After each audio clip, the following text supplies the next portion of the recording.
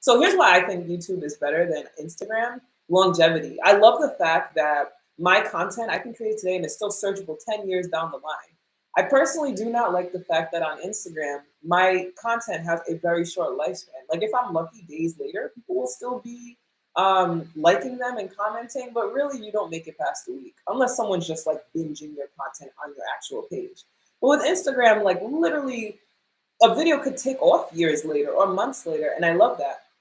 Actually, I observed that happen with the Nevis content that I created, which is where my mom is from. So I created some content around Culturama. If you've never been and you want to check it out, go ahead check that out on my page at Nevis, Nevis in the Caribbean.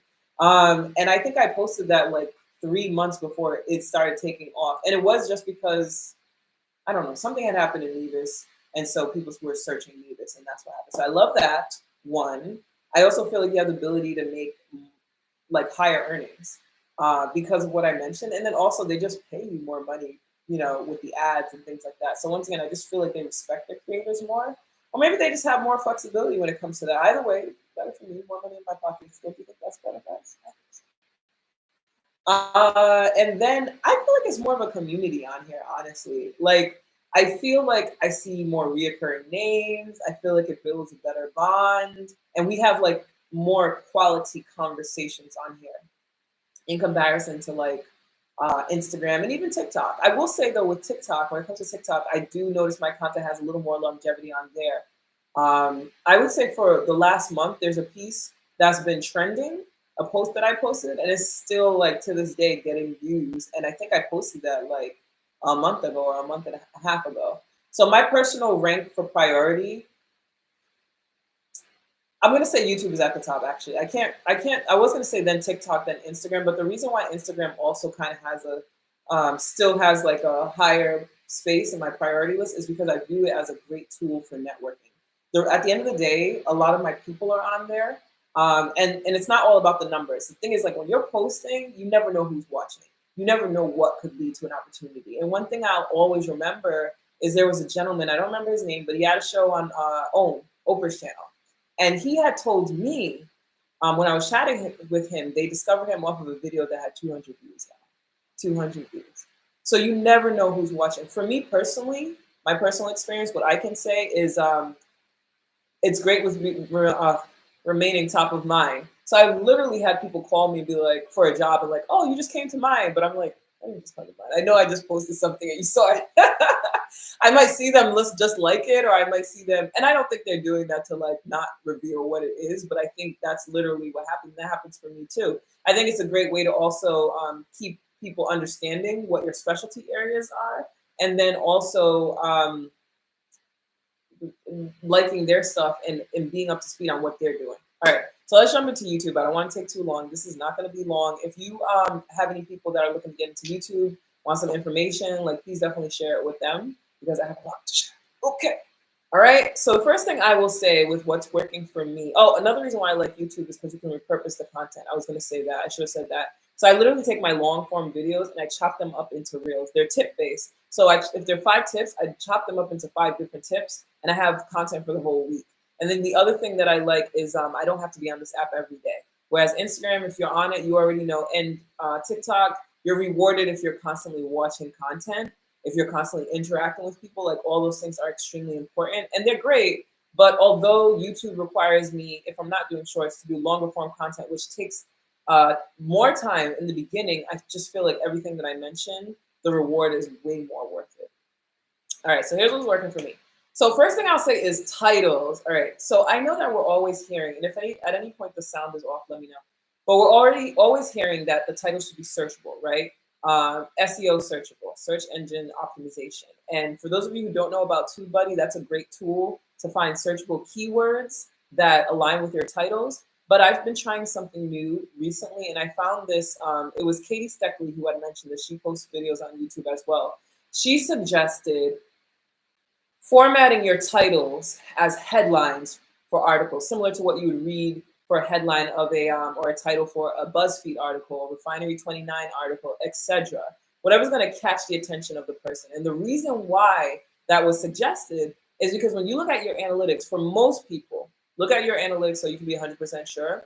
But for most people, your more of your views come from the YouTube browse versus the YouTube search. And so if most people are not searching for your title, they might not find it appealing when you just say how to paint your wall. You get me? But if you phrase it in a way like that's eye-catching, like, yo, this is the one tool you need when painting your wall, something like that might catch people's attention. Or 5 mistakes you must not make while painting your wall, something like that. You could phrase it better, obviously, better English or whatnot. But so that's one thing that's been working for me. I've literally seen the views increase from past videos where I had searchable titles, and now I'm doing titles that are like headlines. So the other thing is we hear a lot about thumbnails all the time. And what I will say is you've got to apply the same kind of method to your thumbnail. So you don't want to reiterate what you just put in the title, but you want to add like an additional either wow factor or once again, just something that's going to stand out to people. So I wish I had actually brought my thumbnails up to give you guys an example. But I know for the Barbados video that I had done where I said 10 things, I think I started out the title, I wish I knew. I'm bringing it up to know exactly. But then I actually did reiterate, I realized in my thumbnail, I said, I wish I knew, but I wish I knew before Barbados. And then you see me like with an emotion like, oh, I wish I knew before. So those are the key things. You definitely want to make sure you express some sort of elaborate emotion. Hopefully you guys are feeling type of way about that I do that. But it's real. Like I'm not like expressing an emotion that didn't cross my brain at some point when it comes to those things. But you definitely want to do that. And then another example is let's see. Sorry you had to hear that. I did, give me a second, guys. Okay. So for my recent video for my bedroom, I said, look what my $97 interior designer did. And it's a Havenly review. So I included searchable words and I also used the headline. The thing about it is I could have easily said Havenly review, or I could have said apartment tour. But like, how many apartment tours are there on the internet? You know? What's really interesting about this is the fact that I somehow found an interior designer for $97. And if you want more information on that, it's like my third newest video. So go ahead and definitely check that out. And it's legit. I mean, like literally this design behind me. I know you can't see my whole living room, but what you see in all of my videos, the $97 online interior designer. But in the thumbnail, you see me like gushing, looking up at the title and my bedroom, and it says $97 for this. Wow. So go ahead when you get the chance to just kind of look through my thumbnails to kind of see how I did that. You know, once again, the emotion is important. And then also the title that you choose to use in your thumbnail. Even for the most recent one where I showed, like you guys told me you wanted to see me in New York and my life in New York. So what I did was I said, remember coming across people asking where the Black people at in New York. So I put that in my thumbnail, where the Black people at New York City. And then underneath I put NYC vlog, just because I wanted people to know it is a vlog. It's not like a Vice piece or whatever, you know? So things like that, just a heads up. Or like, you know, with my wig, just for another example, because I knew I needed a few. With the wig that I mentioned, I put the video of myself, the picture of myself with my real hair, and then I put my hair, and then I put the picture of myself with the wig, and it's a wig, and they look exactly the same, you know? So things like that. So if you guys have questions along the way, definitely feel free to drop those in. By all means, drop them in. I'm happy to help and answer, because these are things that took me like a million hours to decide, and I want to help, okay?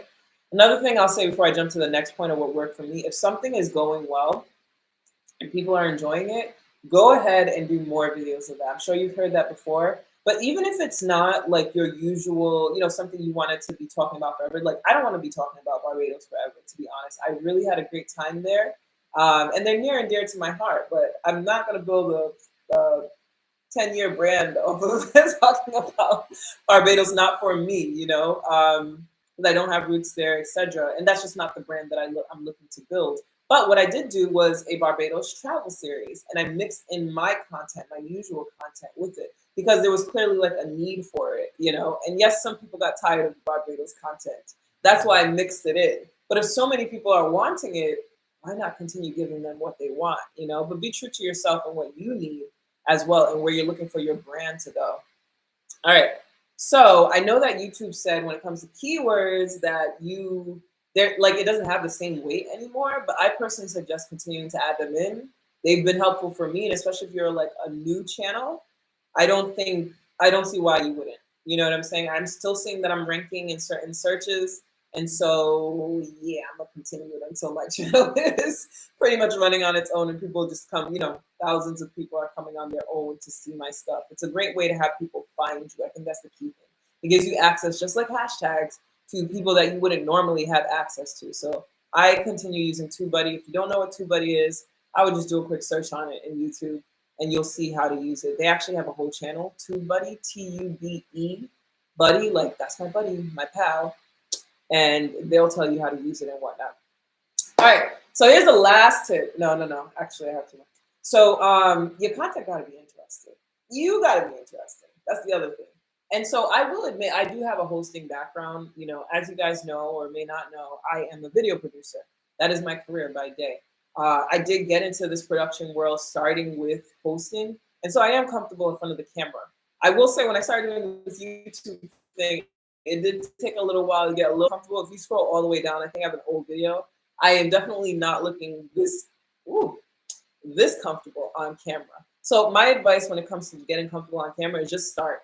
Just start, keep going. Eventually you'll get comfortable. No one's really checking for it. No one's gonna be like, oh, she's really cringy. I mean, some trolls might, but it's fine, whatever. Most people are gonna appreciate your information and bit by bit you'll get more comfortable. But I just think let your true nature shine. If you need to do something like that before you go on camera, like hype yourself up, do that. I don't do that for these videos, but if I'm doing something like with media on set as a host, then I will do that stuff because sometimes I'm not in the vibe and I gotta hit myself up, I'll even do loud screams and I'll just forewarn people, not loud screams, like scream at the top of my lung, but that little thing I was doing, it gets yes. All right. So you want to make sure you have a hook in the beginning, okay? Don't go into this whole long thing. Like, you see how I started this live talking about all this random stuff? I only did that because it's a live, and I can also trim off that fat for when I post this video. By the way, I won't always be posting my YouTube live videos, so y'all definitely want to tune in. I'm trying to figure out what I want to do with that now, so just a heads up. But with the hook, you want to jump straight into what the point is. So I think for the last video I did, I think I did it on my Airbnb rental. So I started off by letting y'all know, all right, y'all, I'm jumping into my Airbnb. No, that's not what I said. Here are 5 things. What the heck? I don't even remember. But if the video was like this for YouTube, I would say, okay, let's hit a pain point. In the last 2 months, I moved from 2,000 monthly views to 20,000 monthly views. Here's 5 things I did to drastically grow my channel. I don't know why my voice is squeaking so much, but that's an example of a hook that I would do. I would definitely hit a pain point or a point of interest. Like you move from 2,000 to 20,000 views a month. Like that's pretty. Yeah, I want to know what you did, and then I let you know exactly what information you're going to be getting from it. And that was also my proof of concept as well. So that's a great thing to add into your hook. And then within the actual video that you're doing, I think it's important to break up the footage. You can break it up with B-roll, which is video, complimentary video that goes over what you're saying, or images. You can do that. You can break it up with text or title slates that if I'm saying tip number 1, you'll notice that in my video. You see the tip number 1 come up, and sometimes it says what the actual tip is, things like that. You can break it up with color grade changes. Like in that same video about the Airbnb rentals, I went into a story about my mom. You saw it went to black and white. That's how we broke it up so that we didn't lose people at that point. And I think B-roll and changing up your music is a really good one. Don't take that for granted. Switching up your music bed underneath, don't just use one music bed. If you have the capacity to, I would recommend using a different music bed for every tip. Or at least if you're doing a vlog, for every scene, switch it up. Those things have little indirect effects, not indirect, but subconscious effects on people that keep them watching your stuff. So I would say that, and then also B-roll. Anywhere you can add complimentary footage that provides more detail on what you're talking about, go ahead and do that. And I'm speaking from personal experience because I work in production, but I'm gonna be honest, with my first set of videos, I was like a little lazy with it. And the reason was because I do this. Like, this is my 9 to 5, if not 9 to 7 or 10 or, whatever, however long it takes that day. And so to go and have to do this again, I wanted to share the information. I thought, oh, the information is enough. But at the end of the day, I have to remember this is a form of production as well. And so once I started doing that, I started noticing the watch time was extending. And I noticed more steady viewership in my analytics. So that's the other thing you want to definitely do. You want to pay attention to your analytics. And it took a long time for me to pay attention to it. I think also, I keep talking about what you have the bandwidth to do, because I think that's so important. And I think when people overexert themselves, they tend to burn out. That's how it happens. You do not want to burn out in the beginning. So I like to do things step by step. First, I'm gonna focus on this. Second, I'll focus on this. And then I got to a point where I could focus on my analytics. So when it comes to analytics, the main things you want to be paying attention to is, what is the click-through rate for your thumbnail? And what's a good click-through rate? I don't know what they say online. I feel like they say it's 8% or something. Look that up for YouTube. But to me, what a good click-through rate is for my channel is 10% or 12. I would like that. That's good. That means out of however many people that saw your video, 10 or 12% click. And I know that might sound low, but that's kind of like the common percentage that's looked for and everything, even down to influencers when you're pitching yourself to a brand and they want to know what your engagement is. Like a great engagement is 10%. Like, so out of all the people that follow you, if 10% of those people like your post, that's really good. So that's why that's a measure for me. Then the other thing I look at is the watch time and the audience retention. What is the percentage of people who are watching my video all the way through? And if I can find the video that I watched that elaborated on this, I think it was directly from YouTube. I'll link it below when I repost this video. But I would say 50% is good. 50% if your video is around 10 minutes, 50% is good. If your video is shorter, I think it should be a little higher. I think it's shorter. Watch that video when I post it. But the audience retention is really important because you'll also see where people are dropping off. And if there's if the chart is going downward, that lets you know people are dropping off. If there's like a dip and then it goes back up, that lets you know people are skipping past that part. Listen, no one said that in the videos I have been researching. I found it in one video and I was like, why didn't anybody else say this? So once again, if it's a dip, it means they're skipping past that part and going to the next part. They're skipping past that part. They're skipping past it for a reason, so it's worth looking into. You got to ask yourself if it's worth it for you to change it. Some things I've decided, no, I want to keep it. Shoot. This is my content too, It's a community thing. It's for you and it's for me. But yeah, and then what else to pay attention to? Usually in the beginning, there's a big dip. So, I mean, the more you can decrease that big dip, the better. And at the end, there can be a big dip. If you mention to people like, okay, this is the last tip, things like that, anything that indicates that this is the end of the video, you do not want to add that to your video because you're gonna lose you. That's the big dip. And the last thing I'll say, oh, look at me, I just did it. Let me know if you guys have any questions as well, because I will go ahead and answer those for you. But I know people face some obstacles when it comes to editing. And before I jump into that, if there's certain topics when it comes to this that you want me to cover, let me know, because I think that my lives are pretty much going to cover the influencer stuff moving forward. So let me know about that. But I know people face obstacles when it comes to just kind of figuring out how to balance everything. And the best advice I can give is to outsource as much work as you can. I know sometimes when you add up that stuff, it gets a little pricey.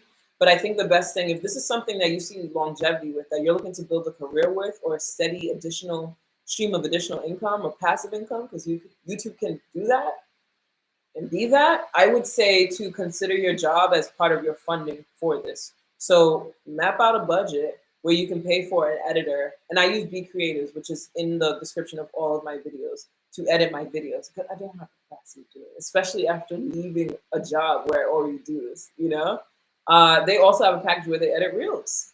So if you wanted to do something similar to what I do, I don't think they do those super creative reels where it's like, I don't know, the usual stuff you see people posting. You could pay them to do that. Virtual assistants are a thing, y'all. You don't need a virtual assistant on like a $20 hour schedule. They could do like 5 hours. That's really helpful too. They can post the stuff for you. They can do your thumbnails. They can post your videos to YouTube, which I know those things seem like they're little things. Oh, I could do them myself. But just clock how long it takes you the next time you do it. And you'll realize that those things start taking up hours that could be attributed to, for me personally, pitching myself to brands and bringing in income, or strategizing and figuring out how to continue. Oh my gosh, I'm sleeping. How to continue bringing in additional income as well. So you have to wait out and see what's worth it for you. You have to also see what you can do with your budget, but I think those things are worth it. So that's it for me, the YouTube advice that I have. If you guys have questions, definitely drop it below. Let me know what topics you want me to cover. And then even outside of this influencer world, let me know what topics you want me to cover as well. You know everything that I cover. You go to my page, you will see all the playlists. That's everything that I cover. Lifestyle topics. You got beauty, home stuff, productivity and peace hacks, influencer stuff, travel, femininity journey, all that stuff. Go ahead, drop it, and we'll talk about it. All right. Well, thank you for joining me, guys. I appreciate it. Thank you, Zoe, for your comments. And yeah, I will see you guys on the next slide. Ciao.